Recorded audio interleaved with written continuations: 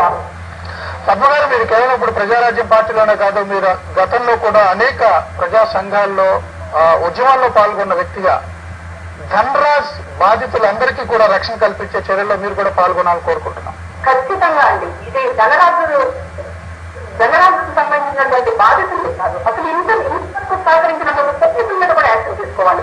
ఎందుకంటే బాధితులు already complaint ఇచ్చిన తర్వాత కూడా పోలీసులు చర్య తీసుకోవడంలో ఎవరు కొమ్మతయ్యారు, ఎవరు డబ్బులు కప్పుకోయారు, వాళ్ళకి సంబంధించిన కూడా మొత్తం బాబాతో బయటకోవాలి. వాళ్ళ బాధితులకు ప్రభుత్వం నుంచి అండగా ఉండాలి. వాళ్ళు ఎవరైతే విక్టిమ్స్ ఉన్నారో వాళ్ళందరికీ కాంపెన్సేషన్ కాదు, వాళ్ళ శాశ్వత పునరావాస వాళ్ళకి సొసైటీ నుంచి పూర్తి రక్షణ కల్పించే విధంగా వాళ్ళు ప్రభుత్వం చర్యలు తీసుకోవాలి. ఆ మేరకు మేము అండగా ఉంటాం, తప్పనిసరిగా నడిపిస్తాం, మేము వాళ్ళని ముందుకు నడిపిస్తాం. వాళ్ళు ఇప్పటిదాకా ఏదైతే నష్టపోయారో ఆ నష్టాన్ని మనం వెనక్కి తీసుకురాలేము. కానీ ఎంతో మేరకు సమాజంలో మళ్ళీ వాళ్ళు నిలదొక్కునే విధంగా చర్యలు తీసుకోవాల్సినటువంటి అవసరం ఉంది.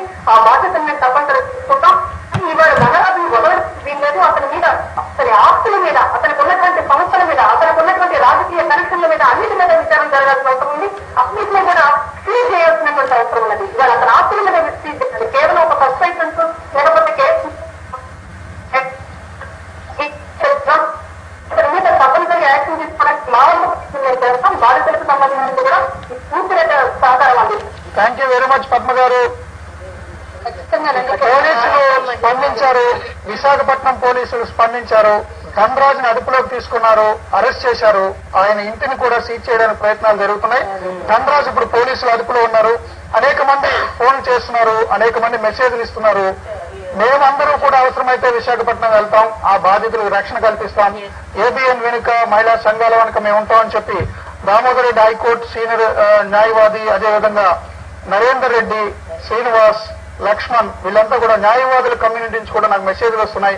మేము వాళ్ళకి ముందుంటాం, మీరు మాత్రం ఈ పోరాటం నుంచి వెనకడుగు వేయొద్దు, ఆ బాధితులకు మేము రక్షణ కల్పిస్తామని చెప్తున్నాం. ఒక్కటి మాత్రం మేము పబ్లిక్ సర్వెంట్ తప్పు చేస్తే పబ్లిక్ గానే ఉతికి ఆరేస్తాం. ఆ తప్పు చేసినందుకే గవర్నర్ తివారీని చాకిరేవు పెట్టాం. రాష్ట్ర ప్రథమ పౌరుడికి మినహాయింపు ఇవ్వలేదు. ఏబిఎన్ దృష్టిలో చీడ పురుగులంతా అధమ పౌరులే. ప్రజా కంటకులు ఎక్కడున్నా వదిలిపెట్టాం. దమ్మున్న ఛానల్ తుమ్ము రేపి తీరుతుంది. Beware of ABN, the rising sun.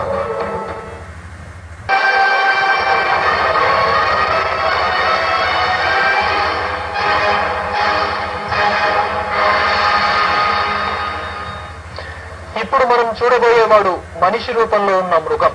ఆడవాళ్లను ఎన్ని రకాలుగా హింసించాలో, వేధించాలో, ఈ నెల మీదే నరకాన్ని చూపించాలో తెలిసిన రాక్షసుడు. ఇలాంటి వాడిని ఇంతకాలం భరించిన సమాజంలో మనం ఉన్నందుకే ఒంటి మీద తేళ్లు జెర్రులు పాకిన అసహ్యం కలుగుతోంది. ఒక్కసారి వీడి గురించి తెలుసుకున్నాక అసలు మనిషి అన్న పదం మీదే అనుమానం కలుగుతుంది. ఈ పసుపు ప్రజాసేవ ముసుగులో ఉండటం ఇంకా హీనాతి హీనం. వాడి కాలం కలిసిరాక 1000 ఓట్లతో ఓడిపోయాడు, కానీ కొంచెం ఉంటే అసెంబ్లీలో ఉండేవాడు. ఇంతకాలానికి వాడి పాపం పండి ఏబిఎన్ కు దొరికాడు.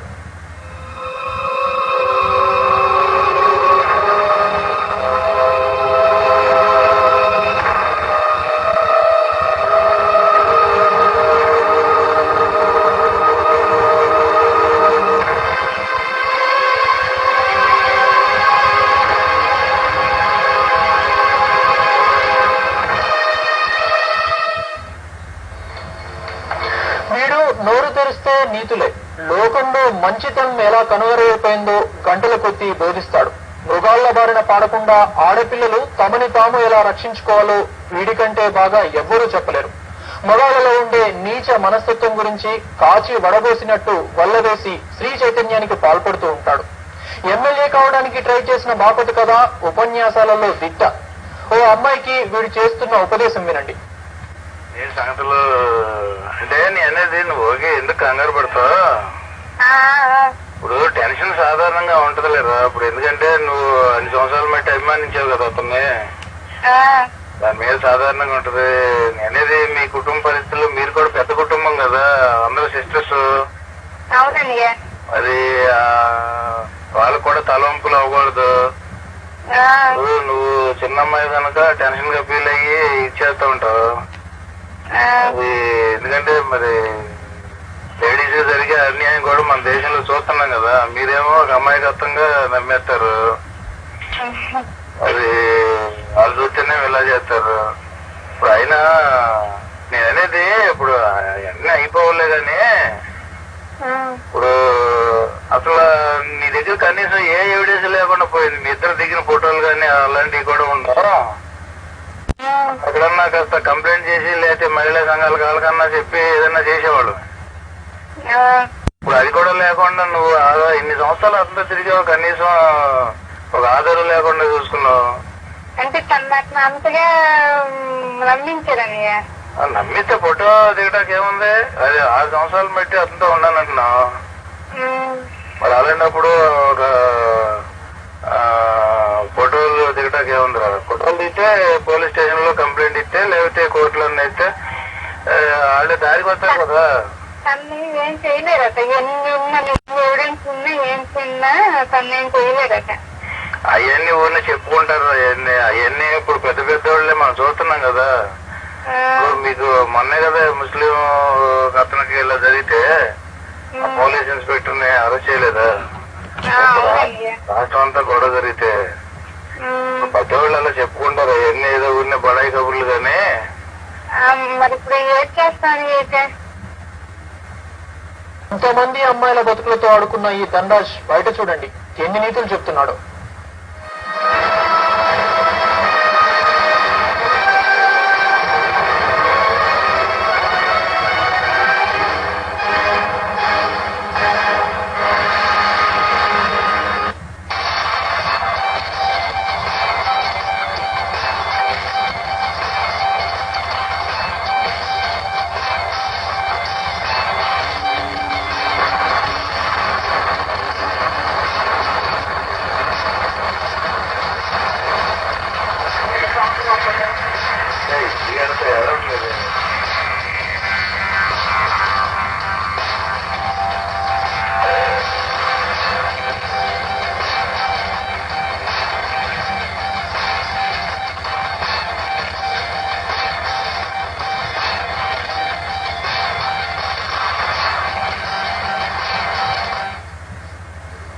ధనరాజ్ కేవలం సెక్స్ పిచ్చోడు కాదు, పచ్చి తాగుబోతూ, సైకో, అనుమానపు పిశాచి, అన్నిటికీ మించి ఒక ఆర్గనైజ్డ్ క్రిమినల్. వీడు ఎవరితో ఫోన్ లో మాట్లాడినా దాన్ని రికార్డ్ చేసి తన దగ్గర పెట్టుకుంటాడు. ఇంటికి ఎవరొచ్చినా దాన్ని వీడియో తీసి దాచుకుంటాడు. మొదటి భార్య చనిపోయింది, రెండో భార్యను చిత్ర హింసలు పెట్టి తన్ని తగిలేశాడు. ఇక అప్పటి నుండి వీడి అరాచకాలకు అంతే లేకుండా పోయింది. ఉన్మాదం ఉన్న ఊరు దాటింది. వీడికో ఏజెంటు, వాడి పేరు రాము. వీడి ద్వారా సినిమాల్లోనూ సీరియల్స్ లోనూ నటిద్దామని వచ్చే అమాయకపు ఆడపిల్లల్ని ట్రాప్ చేయటం పనిగా పెట్టుకున్నాడు. అలాంటి ఓ బాధితురాలి గోడు వినండి. షూటింగ్స్ లో అంటే చిన్న చిన్న క్యారెక్టర్స్ చేసుకుని ఉన్నాను నేను ఫ్రెండ్స్ తో మార్నింగ్ ఫోర్ లో. అయితే ఇప్పుడు సెలక్షన్స్ ఉన్నాయని చెప్పేసి తీసుకెళ్తుండేవారు అనమాట. రాముని ఒక ఆయన ఏజెంట్ ఉన్నారు. ఆయన సెలక్షన్స్ ఉన్నాయని చెప్పేసి తీసుకెళ్తుండేవారు అమ్మాయిని. అయితే ఒకసారి ఆల్రెడీ తీసుకెళ్లారు. నాకు వైజాగ్లో అడ్రస్ ఏమీ తెలియదు. అప్పుడు చూసారనమాట నన్ను. కొన్ని రోజుల తర్వాత ఈ 10 రోజులు నేను కానీ ఇవన్నీ నేను చూడలేదు. ఆయన ఎవరో నాకు తెలియదు. అప్పటి నుంచి ఆయన అంటే వెతకడం మొదలు పెట్టారనమాట. ఈ విషయం ఎప్పుడంటే తర్వాత చెప్పారు నాకు. ఎలా అయితే మన దారిలోకి వస్తుంది అని చెప్పేసి కనుక్కున్నాడు. అమ్మాయి ఒక విలేజ్ అమ్మాయి. అమ్మాయిని ఏదైనా ట్రాప్ చేయాలంటే పరువు మీద దెబ్బ కొట్టాలి, ఆ విధంగా అయితే మనకు లొంగుతుంది అని చెప్పేసి ఆ విధంగా ప్లాన్ చేసుకుని ఈ రాము అన్న అప్పుడప్పుడు ఫోన్ మాట్లాడుతుంది.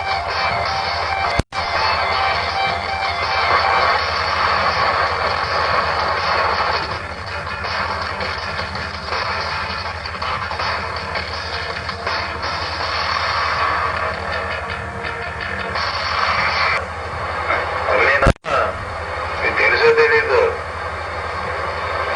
మానవత్వం మూర్తి గురించి చెప్తున్నా చెప్పానా? అందుకని ఒక వీడియో తీద్దాం. ఈయనే నేను కాంగ్రెసే కదా. ఈయన మొహం చూపించలేదు. ఎవరు ఎవరైంది ఇది? అది కాదు, నీ చూపించవు కానీ ఇతరులు ఏం చూద్దాకు వచ్చేసావా? ఇది ఇంకా బాగుంది. అక్కడ బయట పంపించండి. అది కాదు, ఇక్కడ సినిమాలు చూద్దాకు వచ్చావు.